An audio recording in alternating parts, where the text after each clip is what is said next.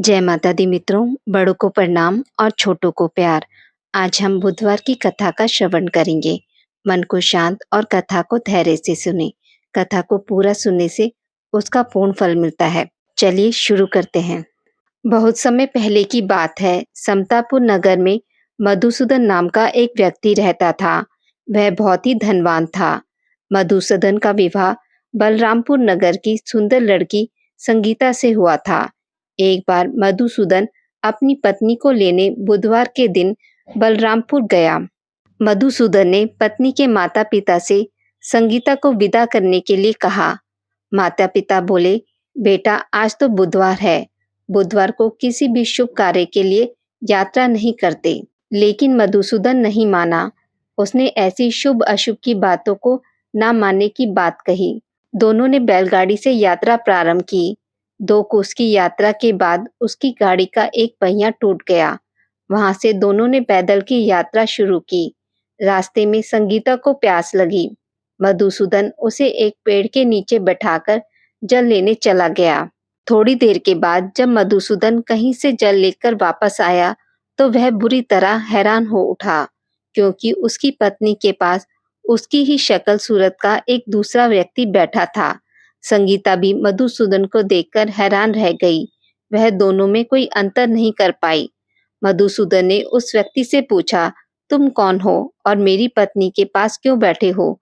मधुसूदन की बात सुनकर उस व्यक्ति ने कहा, अरे भाई, यह तो मेरी पत्नी संगीता है। मैं अपनी पत्नी को ससुराल से विदा कर कर लाया हूँ। लेकिन तुम कौन हो जो मुझसे ऐसा प्रश्न कर रहे हो?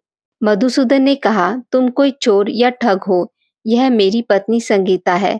मैं इसे पेड़ के नीचे बैठाकर जल लेने गया था। इस पर उस व्यक्ति ने कहा, अरे भाई, झूठ तो तुम बोल रहे हो।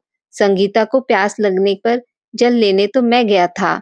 मैंने तो जल लाकर अपनी पत्नी को पिला भी दिया है। अब तुम चुपचाप यहाँ से चलते बनो, नहीं तो किसी सिपाही को बुलाकर तुम्हें पकड़वा दूंगा। दोनों एक दूसरे से लड़ने लगे। उन्हें लड़ता देख बहुत से लोग वहां एकत्र हो गए। नगर के कुछ सिपाही भी वहां आ गए। सिपाही उन दोनों को पकड़कर राजा के पास ले गए। सारी कहानी सुनकर राजा भी कोई निर्णय नहीं कर पाया। संगीता भी उन दोनों में से अपने वास्तविक पति को नहीं पहचान पा रही थी। राजा ने दोनों को कारागार में डालने के लिए कहा। राजा के फैसले पर असली मधुसूदन भयभीत हो उठा। तभी आकाशवाणी हुई, मधुसूदन, तूने संगीता के माता पिता की बात नहीं मानी और बुधवार के दिन अपनी ससुराल से प्रस्थान किया। यह सब भगवान बुद्धदेव के प्रकोप से हो रहा है। मधुसूदन ने भगवान बुद्धदेव से प्रार्थना की, हे भगवान बुद्धदेव, मुझे क्षमा कर दीजिए।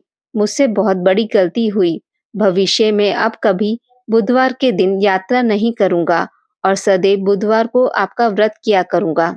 मधुसूदन के प्रार्थना करने से भगवान बुद्धदेव ने उसे क्षमा कर दिया। तभी दूसरा व्यक्ति राजा के सामने से गायब हो गया। राजा और दूसरे लोग इस चमत्कार को देख हैरान हो गए। भगवान बुद्धदेव की इस अनुकंपा से राजा ने मधुसूदन और उसकी पत्नी को सम्मान पूर्वक विदा किया।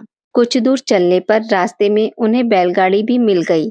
बैलगाड़ी का टूटा हुआ पहिया भी जुड़ा हुआ था। दोनों उसमें बैठकर समतापुर की ओर चल दिए। मधुसूदन और उसकी पत्नी संगीता दोनों बुधवार का व्रत करते हुए आनंद पूर्वक जीवन यापन करने लगे। इस तरह भगवान बुद्धदेव की कृपा से उनके यहाँ खुशियां बरसने लगी। इस तरह जो स्त्री पुरुष विधिवत बुधवार का व्रत करके व्रत कथा सुनते हैं, भगवान बुद्धदेव उनके सभी कष्ट दूर करते हैं। आज की इस वीडियो में बस इतना ही।